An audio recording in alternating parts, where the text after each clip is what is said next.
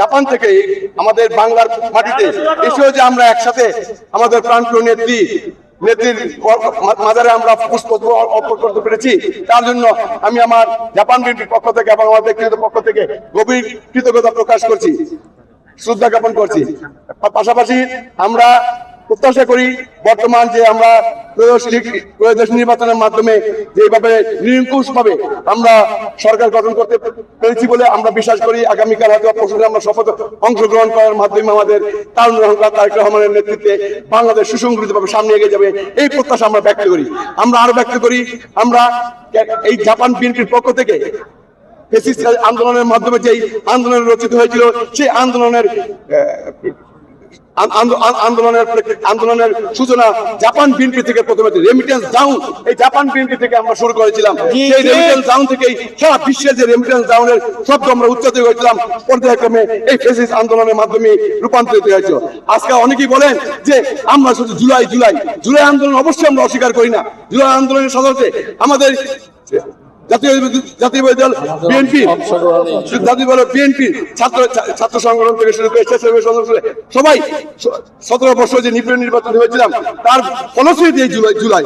আমরা আশা করব বর্তমান বাংলাদেশের আমাদের বর্তমান প্রধানমন্ত্রীর কাছে অবশ্যই আমরা প্রত্যাশা করি ওনার নেতৃত্বে আমরা অবশ্যই থাকবো, ওনার নির্দেশনা প্রথমে সারা বিশ্বের বিএনপি পরিচালনা হবে।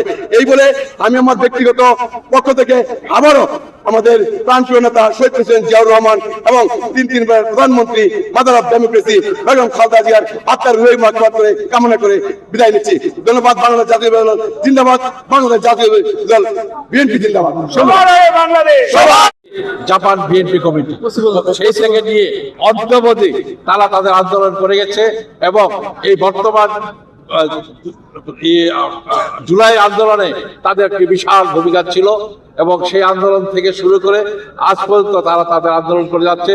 ভোট যুদ্ধে আজকে আমাদের যে জয় হয়েছে, জাপান থেকে হাজার হাজার নেতাকর্মী আমাদের মাঝে এসেছে। আমরা জাপান বিএনপি থেকে আজকে শহীদ জিয়াউর রহমান এবং বেগম খালেদা জিয়ার কবরে আমরা সম্মান জানাতে আসছি।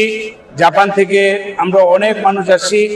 আমাদের আগামী রাষ্ট্রনায়ক তারেক জিয়ার কে সুস্বাস্থ্য কামনা করি এবং বেগম খালেদা জিয়ার ব্যস্ত কামনা করি এবং জিয়াউর রহমানের ব্যস্ত কামনা করি। Thank you very much. আমাদের নেতা তারেক রহমান নিঃসঙ্গ হয়ে গেছে। সে বাবাকে হারিয়েছে, মাকে হারিয়েছে। তার চাওয়া পাওয়ার আর কিছু নাই, তার চাওয়া শুধু বাংলাদেশ আর বাংলাদেশের জনগণ। আমরা তার সাথে আছি, তাই একসাথে বলতে চাই সবার আগে বাংলাদেশ, বাংলাদেশ জিন্দাবাদ। প্রিয় উপস্থিতি, আজকে আমরা এখানে সমবেত হয়েছি আমরা আমাদের দেশনেত্রী বেগম খালেদা জিয়ার কবর জিয়ারত করতে। এটা কোনো আনুষ্ঠানিকতা নয়, এখানে আমরা দাঁড়িয়েছি আজকে শপথ করতে।